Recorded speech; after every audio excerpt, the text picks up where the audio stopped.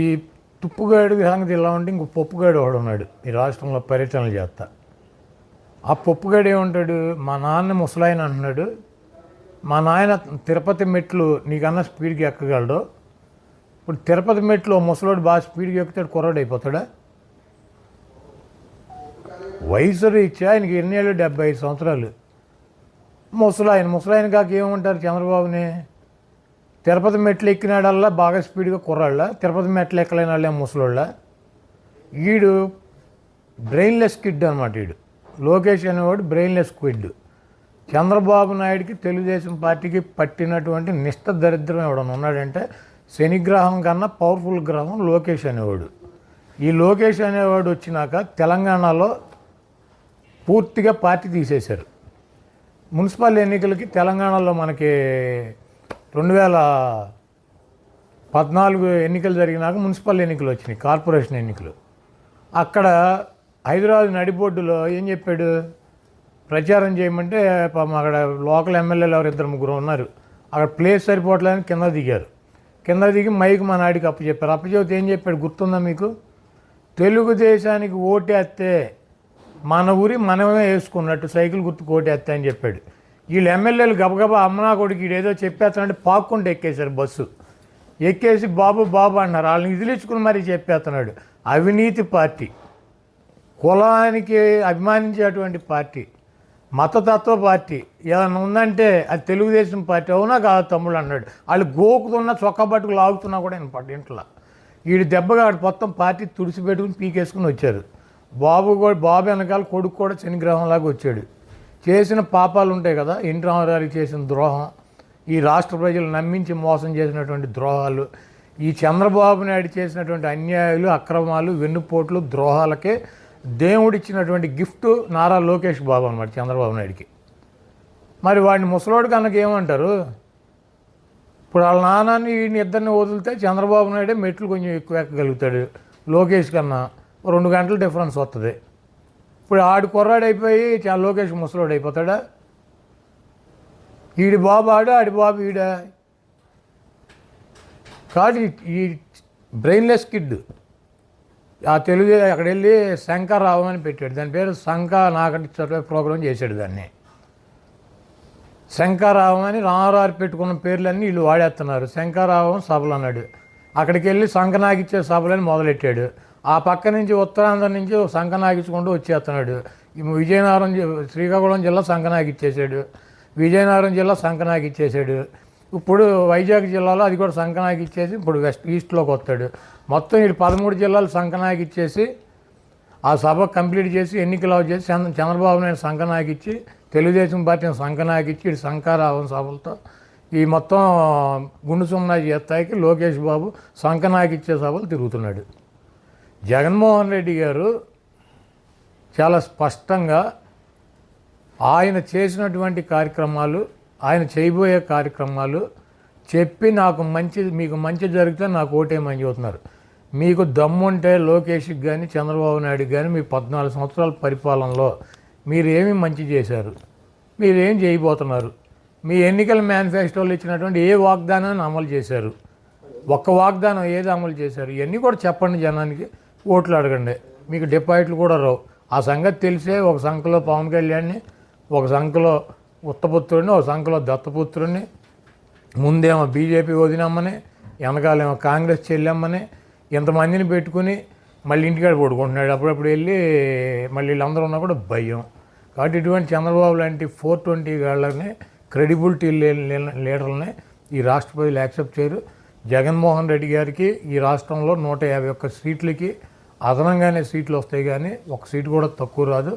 చంద్రబాబు నాయుడు విన్యాసాలు, వీళ్ళ విన్యాసాలన్నీ ఇంకొక 2 నెలల్లో ఎన్నికలు పూర్తవుతున్నాయి. జగన్మోహన్ రెడ్డి గారు చాలా స్పష్టంగా ఆయన చేసినటువంటి కార్యక్రమాలు, ఆయన ఎన్నికల మేనిఫెస్టోలో 99% అమలు చేశానని చెప్పి, నాకు మీరు ఓటేయాలంటే నేను మీ కుటుంబాలకి, మీ ప్రాంతాలకి మంచి చేశానని కనుక భావిస్తే నాకు ఓటు వేయండి, లేకపోతే ఓటు కూడా వేయొద్దని చెప్పి జగన్మోహన్ రెడ్డి గారు ప్రతి పబ్లిక్ మీటింగ్లోనూ ప్రజలను ఉద్దేశించి మాట్లాడుతున్నారు. ఆ సందర్భంగా ఈ 5 సంవత్సరాల్లో చంద్రబాబు నాయుడు చేయలేకపోయినది జగన్మోహన్ రెడ్డి గారు చేసింది.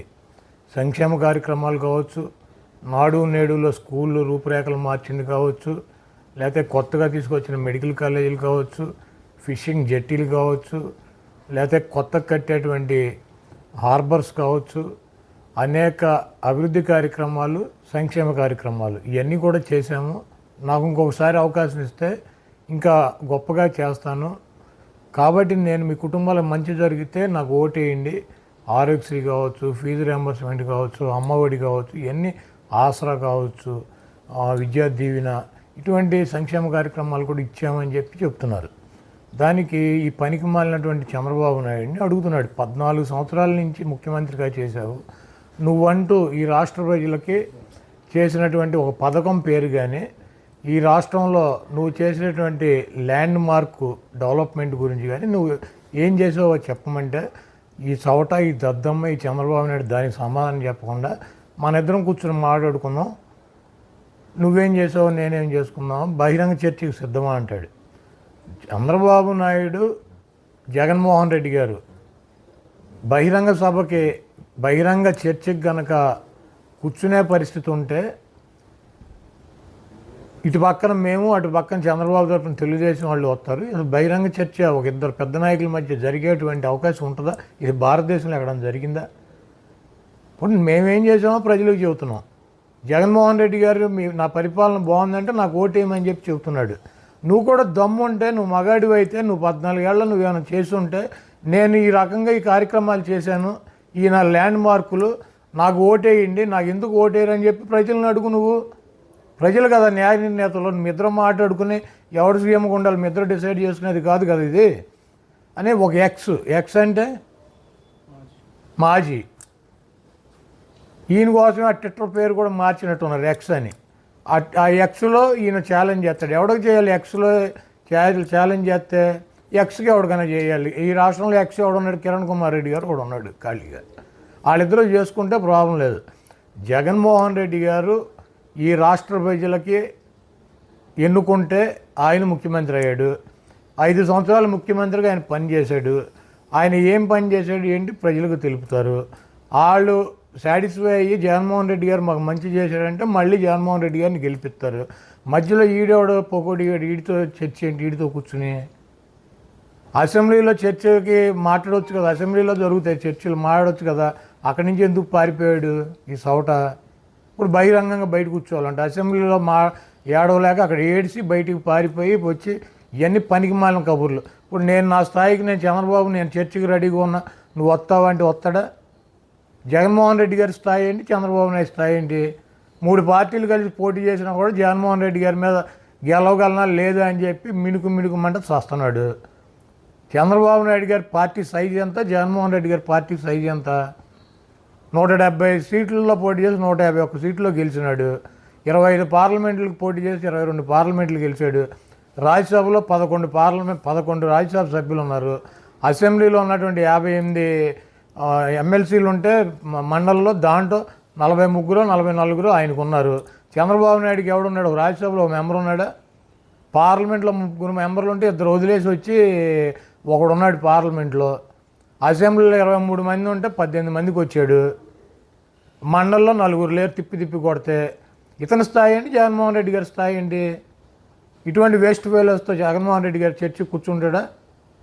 మాకు ఓటేసింది, మమ్మల్ని గెలిపించింది ప్రజలు. మేమేం చేసాం ప్రజలకు చెబుతాం. నువ్వేమీ చేయలేదో 14 ఏళ్ళు నీకు అవకాశం ఇస్తే ప్రజలకు చెబుతాం.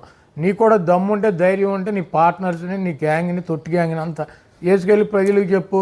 నిన్ను గెలిపిస్తే అధికారంలోకి వస్తాం, లేకపోతే మేము వస్తాం. కాబట్టి ప్రజలకు ఏం చేసామో చెప్పుకునే పరిస్థితి లేక ఎట్టాకు జగన్మోహన్ రెడ్డి గారు చర్చకులు ఆడి ఇటువంటి బొఫ్ఫును కానీ పట్టించుకోవడానికి ఒక ఎక్స్లో ఛాలెంజ్ పెట్టి పనికి మాలినటువంటి షోలు చేస్తున్నాడు.